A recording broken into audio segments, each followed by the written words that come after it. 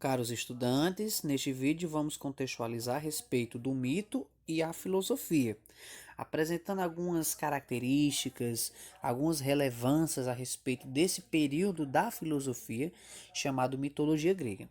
Mas antes que a gente aprofunde nesta temática, relembrando o que a gente estudou nas últimas aulas, nós vamos ver que a filosofia, um dos seus objetivos e contribuições para a nossa formação, é que ela vai fazer com que nós possamos questionar as verdades que são nos dadas.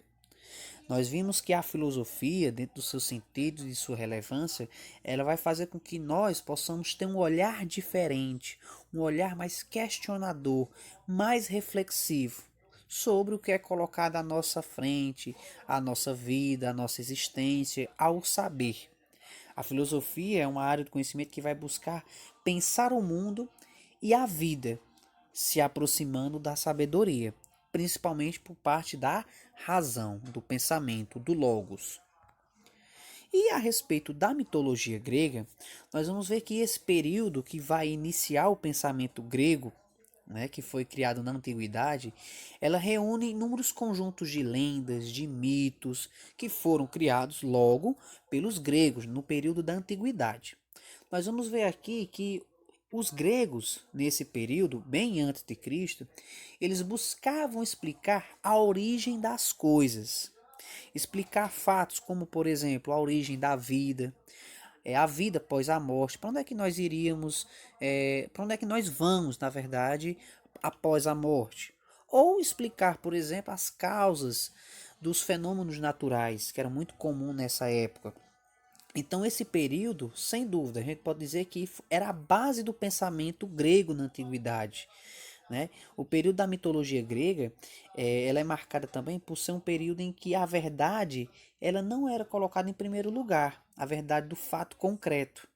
Então, os gregos, nesse período da mitologia grega, eles não tinham a preocupação em mostrar a verdade dos fatos. Mito vem de narração, de histórias que eram contadas. Nós podemos dizer histórias que eram até mesmo inventadas, isso nos dias atuais. Mas que para essa época, na antiguidade, para os gregos, as histórias que eram narradas, principalmente por Hesíodo e Homero, eram a base do pensamento grego. E a partir daí, onde vai originar o pensamento filosófico. Então nós vamos ver que as narrações, por exemplo, sobre a origem do mundo, ela é baseada, por exemplo, em uma obra, em um livro chamado Teogonia. O autor que desenvolveu essa obra é um grego chamado Hesíodo. Então, nessa obra chamada Teogonia, que nós vamos estudar mais adiante, ela vai explicar, por exemplo, a origem dos deuses, a origem do mundo.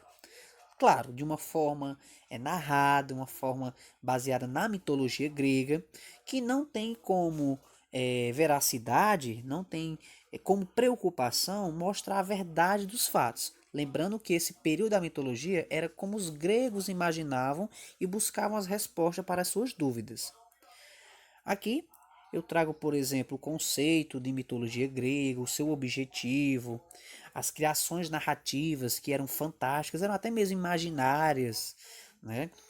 Mas que é importante a gente ressaltar, como eu já coloquei, é que a civilização grega, ela se baseava muito na religião politeísta, ou seja, acreditava em vários deuses, que nós vamos ver mais adiante, que vários eram os deuses que eram representados no período da mitologia grega.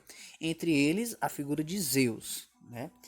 E aí um dos principais objetivos, como eu já expliquei também, era explicar alguns fatos como a origem da vida, a vida após a morte e os fenômenos da natureza, entre outros assuntos que nós vamos aprofundar nas próximas aulas.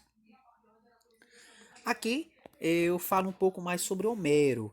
Hesíodo, como eu já expliquei para vocês, ele é um dos autores que vai criar a obra Teogonia.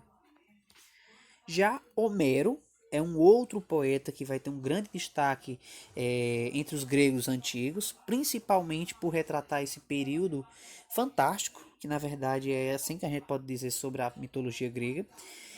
Homero, ele vai escrever dois grandes poemas da literatura grega e muito referência nos dias atuais, que é a obra Ilíada e a obra Odisseia. Não sei se vocês já ouviram falar, né, mas que nós vamos contextualizar no decorrer dos nossos estudos. A obra Ilíada, por exemplo, ela vai narrar, ela vai contar a história da guerra de Troia.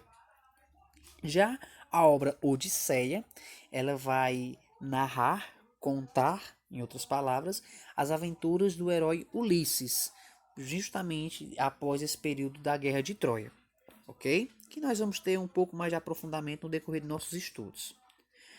Aqui, pessoal, eu mando para vocês, a gente visualiza os principais deuses da mitologia grega, entre eles Zeus, Hera, Poseidon, Hades, Afrodite, Heste, Apolo, Eros, Atena, Deméter, Dionísio, entre vários outros.